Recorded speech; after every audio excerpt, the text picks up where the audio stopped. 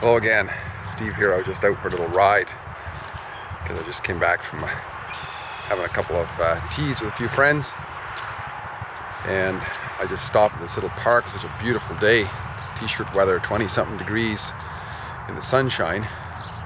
No mosquitoes yet. Hasn't got to mosquito season yet. One of those precious times of the year when it's warm, but there's not yet mosquitoes. Anyway, I came across an idea I wanted to share on, which is the concept of corporations versus coercion. As you may have, if you've watched a previous video of mine a couple days ago or yesterday, talked about how I'm going to do an event on freedom. There's a coffee chat and do a little presentation on it, and I hope to actually record it, post it here. That's next Tuesday, it's coming Tuesday.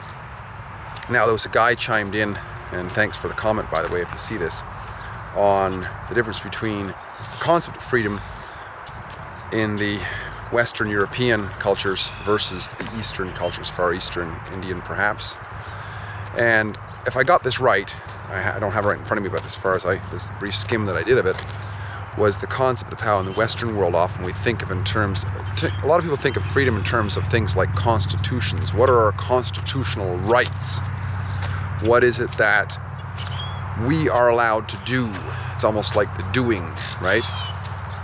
And versus the East, where the concept of freedom was more like an internal freedom. Am I free within?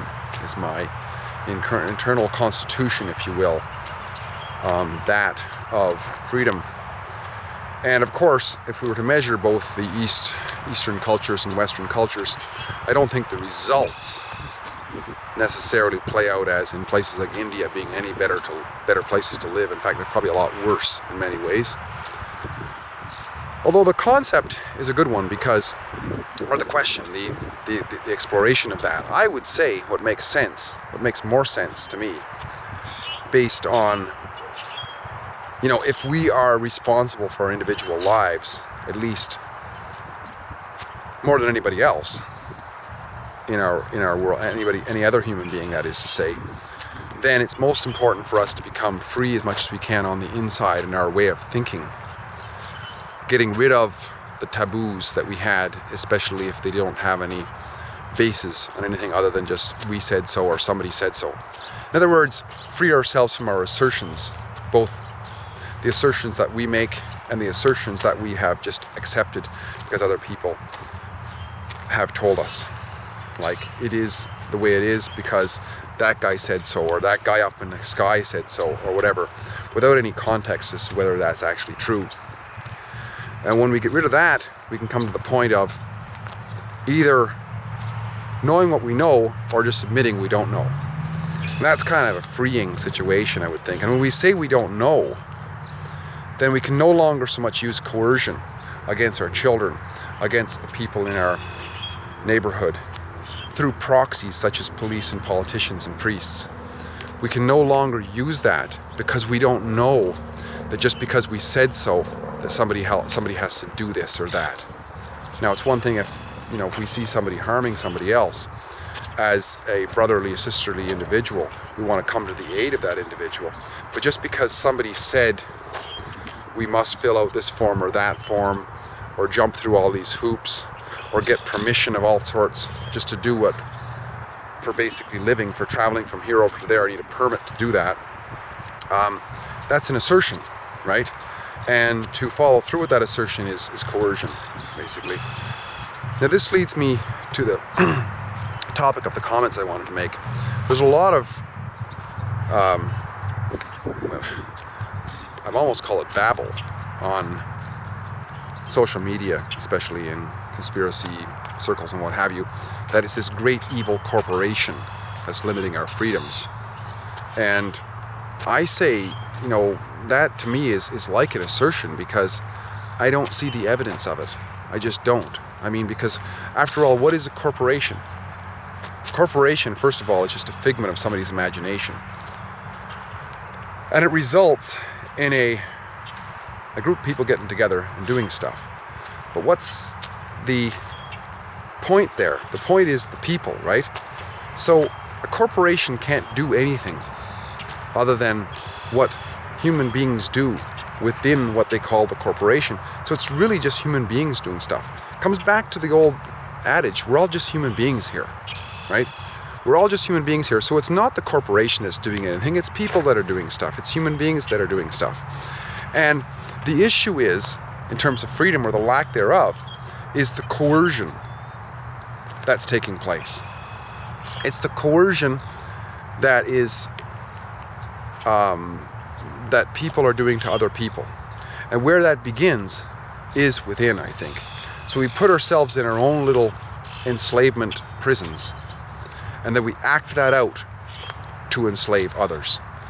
And I think it's a very good point. I once again thank the guy who put that up there on the meetup site. By the way, Coffee Chat Saskatoon, if you Google that, you'll find, and you look under the recent event, Coffee Chat on Freedom, you'll see the several comments on that and some links to it as well in terms of definitions of the word freedom. But I think it's a good point to make, is to come down to, and part of becoming more free is free in our ability to think and to use the faculties that we've been given by whatever benevolence you want to call it. And one of the faculties that we have is the faculty of reason, and the ability, and with that comes the ability to look at the world as we see it, you know, not as we necessarily fantasize it to be or suppose it to be, but actually how it is. See, we have this great ability to come up with imaginations, but if they're not in accordance with what's really going on, see, I don't have to have imagination to realize that this bicycle is here, right? That I can touch this bicycle. That is much more real. It's degrees of reality, right? That's much more real than if I just imagine the bicycle is there. I would say, I could be wrong on this. This is not an assertion. I'm just saying that this is what I get. I could be proven wrong, and I'm open to that. But what I'm saying is, I can imagine the bicycle there and look at it and feel it. I can imagine a bicycle being over here. I can see that in my mind right now. Right now, I'm imagining a bicycle right here. But if you're here, I cannot show that bicycle to you. So it's less real than if I imagine a bicycle here and I also see it. Because if you were here, I could actually show you this bicycle. So in degrees, using reason, that is more real than that. That is more real than what I just told you I imagined I saw over there. So coming down to the freeing of ourselves in our way of thinking, to say that it is the corporations that are enslaving us. When we turn it around and start to break that down by asking ourselves questions, what is a corporation? And we know that a corporation, when we think about it, is just an idea that people have gotten together and agreed upon and wrote something up on a piece of paper, a constitution, if you will, of a corporation, but they agreed to work under certain terms. That's all it is. It's an agreement to abide by a bunch of rules that people made up within that corporation. So the common denominator, though, is that people agreeing to. People imagining, people writing it down, people agreeing to work under the situation. It's all about people. So if it appears as though what's coming out of that corporation is a situation of enslavement, we have to look to the origin of that corporation. And what that is people. We're all just people here. We're all just men and women here. And if it's true that people feel enslaved because of others, because of this corporation, what it really is, they're feeling enslaved because of people. And where that begins, where that motion of coercion begins or whatever, is inside the human being in a way, right? It's either by concocting ideas ourselves or hearing ideas and amalgamating them into our lives and adopting them religiously very often. And those ideas become our slave masters, I would say.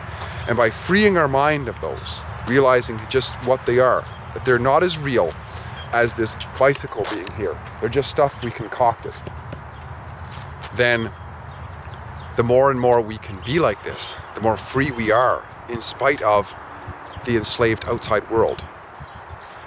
And the more we share these ideas, the more other people will see that.